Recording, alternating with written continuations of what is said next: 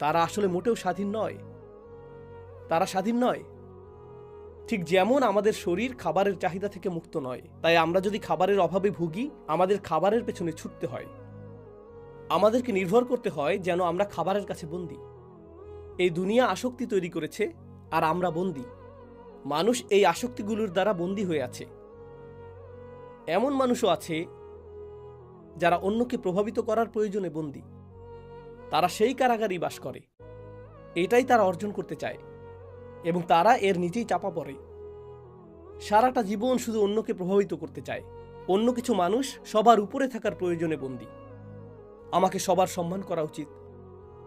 তাদের গোটা জীবনটাই আমাকে শুধু সম্মানিত হতে হবে। কিভাবে আপনি সম্মানিত হতে চান? মানুষ যখন কাছে আসবে, তারা যেন আমার দিকে বাঁকা চোখে না তাকায়। তাদের উচিত আগে আমাকে সালাম দেওয়া। এই এটা তুমি কেন করলে না? তুমি ওটা কেন করলে না? তুমি আমার সাথে এভাবে কথা বলতে পারো না? তারা এই প্রয়োজন দ্বারা বন্দী। তারা স্বাধীন নয়।